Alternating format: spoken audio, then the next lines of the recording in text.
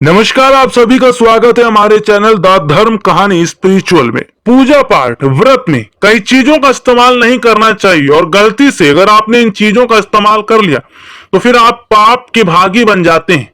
उन्हीं चीजों में से एक प्याज और लहसुन भी है। अक्सर आपने देखा होगा कि लोग व्रत पूजा पाठ में प्याज लहसुन का इस्तेमाल नहीं करते। हालांकि इसके बारे में तरह तरह की जानकारियां दी गई हैं। इसके बारे में लोग तरह तरह की बातें भी करते हैं। जो लोग व्रत रखते हैं, ब्राह्मणों के अलावा जो व्यक्ति व्रत रखते हैं, वो लोग लहसुन और प्याज खाने से परहेज करते हैं। यहां तक कि भगवान के भोग में भी प्याज और लहसुन का इस्तेमाल नहीं किया जाता। लेकिन आखिरकार इसके पीछे की वजह क्या है? धर्म शास्त्र क्या कहते हैं? पुराण क्या कहते हैं?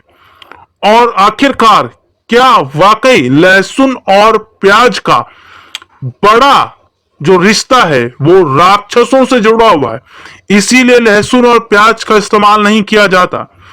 जो जानकारी हम अपने दर्शकों को देने वाले हैं, ये आपने अभी तक ना तो कहीं देखा होगा, ना ही इसके बारे में आपने कहीं सुना होगा। इसीलिए इसके पीछे की एक पौराणिक कथा के बारे में जो हम अपने दर्शकों को बता रहे हैं, उसे ध्यान से सुनिएगा। वेद शास्त्रों के अनुसार भोजन के 3 प्रकार होते हैं। पहला भोजन सात्विक, दूसरा राजसिक और तीसरा तामसिक भोजन। इन तीनों ही प्रकार के भोजन का मनुष्य के जीवन पर अलग अलग प्रभाव पड़ता है। माना जाता है कि जो व्यक्ति सात्विक भोजन यानी कि दूध, घी, आटा, सब्जियां, फल आदि का सेवन करते हैं तो उनके अंदर सत्व गुण सबसे अधिक होते हैं। ऐसा भोजन करने से व्यक्ति सात्विक बनता है।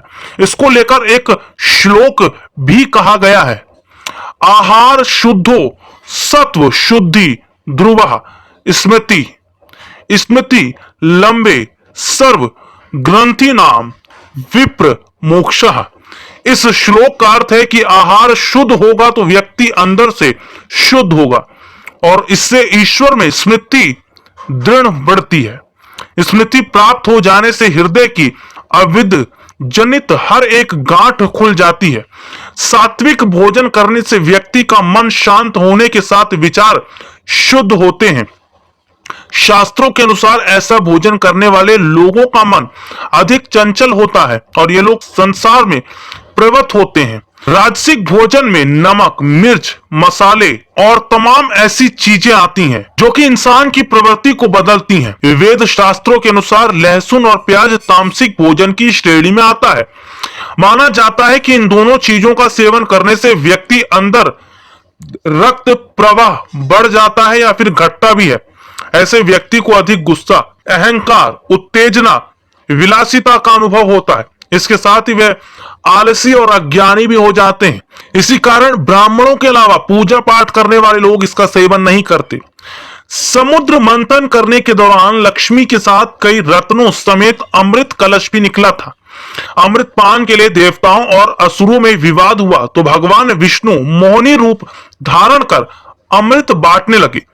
जैसे ही मोहिनी रूप धरे श्री विष्णु ने देवताओं को अमृत पान कराना शुरू किया, वैसे ही एक राक्षस देवता का रूप लेकर देवताओं के लाइन में आकर खड़ा हो गया। लेकिन सूर्य और चंद्र देव ने उस राक्षस को पहचान लिया और उन्होंने विष्णु जी को बता दिया। ऐसे में भगवान विष्णु ने अपने चक्र से उन दोनों राक्षसों का सिर धड़ से अलग कर दिया। लेकिन उन राक्षसों ने अमृत पान कर लिया था जो अभी उनके मुख में था। सर कटने से खून और अमृत की कुछ बूंदें जमीन पर गिर गई। उससे ही लहसुन और प्याज की उत्पत्ति हुई। जिस राक्षस का सर और धड़ भगवान विष्णु ने काटा था, उसका सर राहु और धड़ केतु के रूप में जाना जाने लगा। मान्यता है कि राक्षस से उत्पन्न होने के कारण ही लहसुन और प्याज का सेवन नहीं किया जाता और इसीलिए पूजा पाठ और व्रत में लहसुन प्याज का इस्तेमाल नहीं किया जाता। जल्द ही नवरात्र का पावन पर्व भी शुरू होने वाला है और ऐसे में कई त्योहारों की शुरुआत भी हो रही है और इन्हीं त्योहारों में और पूजा पाठ में लहसुन प्याज का इस्तेमाल नहीं किया जाता। यहां तक कि नवरात्र में पूरे 9 दिन तक प्याज और लहसुन खाना पूरी तरीके से गलत माना जाता है। और अगर लोग इन 9 दिनों में इस तरीके की चीजों का सेवन करते हैं तो वो पाप के भागीदारी बनते हैं। अगर आपको ये वीडियो पसंद आए तो उसे लाइक कीजिए, हमारे चैनल को सब्सक्राइब कीजिए। ऐसी जानकारियों को पाने के लिए हमारे साथ जुड़िए।